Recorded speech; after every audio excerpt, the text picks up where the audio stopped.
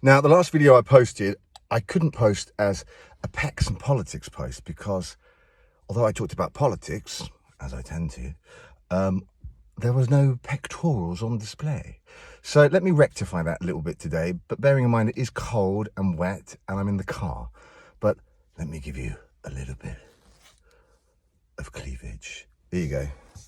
Just to, let's get that right as well. Just to give you a little bit of something to look at while I'm ranting. What a waste of money, eh? What absolute waste of money. You have a Prime Minister of Great Britain who went to the best private school in the UK and then to one of the best universities in the entire world,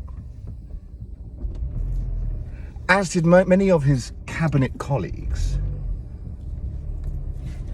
And yet they're spending their time in government winging it. I need to start the car again. I didn't have a very good driver education either, did I? They're spending their time just winging it. They haven't got a clue at what they're doing because they are fucking up the country to epic proportions. Now, my brother went to primary school. I didn't. I went to state school. But thankfully, my brother got a full scholarship, so there was no money wasted on his education. And then he went to Oxford University. And he has a pretty good job in Hong Kong. Has had pretty good jobs. Luckily, he doesn't run the country. I'm not sure how I'd feel about that if he did. We don't always agree on everything. Although as he's getting older, we increasingly tend to. I went to state school. I went to a good university, maybe not the best, but also I don't run the country. I think we would be pretty fucked if I did, let's be honest with you. But my goodness, what an absolute advertisement against private education the current Conservative government are. A complete and utter waste. As I said, my brother got a scholarship. You know why? Because he's actually intelligent. People like Boris Johnson would never be where they are today if it wasn't the fact that lots and lots of money was being thrown at them, and if it wasn't for the fact that Daddy and Mummy had lots of connections. We didn't have either of those things, and my brother still did pretty well. Me, maybe not, but he has done pretty well for himself, certainly financially and career-wise. So what the hell is going on right now in Britain? Well, along with the driver shortage, there is also a slaughterhouse shortage. There's not enough people killing pigs. So now they want to issue 800 visas for Europeans to come back because they left, because they were basically told to fuck off, which is what Brexit basically was. A big fuck off to the rest of the continent. So they will come back and temporarily kill our pigs. 600 pigs have already been culled because farmers have been breeding pigs, and now there's nowhere for them to go because there aren't enough workers in the slaughterhouses to kill the pigs. So they have all these extra pigs, they don't have the space. So they've been killing 6,000 pigs so far, which have gone basically just into the bin. Which in my opinion is where Brexit should go. But hey ho, they've made that decision, and this is the point. Now, after you've just spent the last 3 or 4 decades telling foreigners to fuck off, they're coming over here, stealing out, well not here, I don't live there anymore, coming over to the UK, stealing all our British jobs from our British workers, and now, when there are jobs for British workers, your British workers don't want to do it, or aren't qualified to do so. And now you're saying, please come back, we desperately need you to do our shitty jobs that we don't want to do or can't do. Britain, under Boris Johnson, seems to think that foreigners are willing to come over temporarily to help out Britain. That Britain is such an amazing place that it deserves to be saved from the wreck that it voted for. They put out 5,000 visas. Offered out 5,000 visas for lorry drivers. I don't know what number they're at now, but within a week they've only had 127 applications.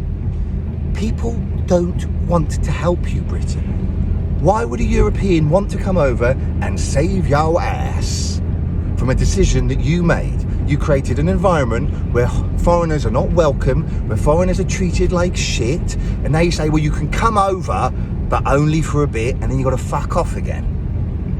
I mean, maybe they might want to come to a miserable, grey, depressing, racist island if they knew they could build a future there, and they knew they could build a career there for the long term, but just to come over for a few months when they probably already have a job in their own country or somewhere else in the EU, only to be told a few months later, thanks, but now fuck off again.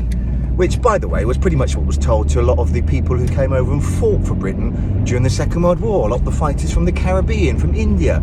They were basically told, yeah, thanks for doing your work, but hey, brown-skinned person, fuck off back to where you fucking come from. Thanks for putting your life on the line. Why should these people do that?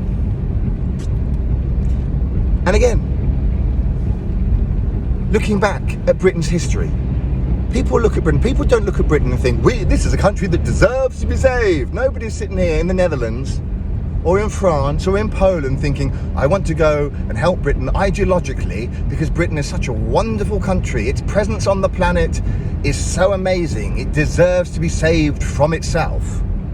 When it spent hundreds of years going around the world telling the rest of the world what to do, telling the rest of the world how to look after itself, how to rule itself, raping those countries, sometimes literally, but of their resources, accumulating wealth at the expense of other people, at the expense of enslaving other people, at the expense of the freedoms of millions of people around the world.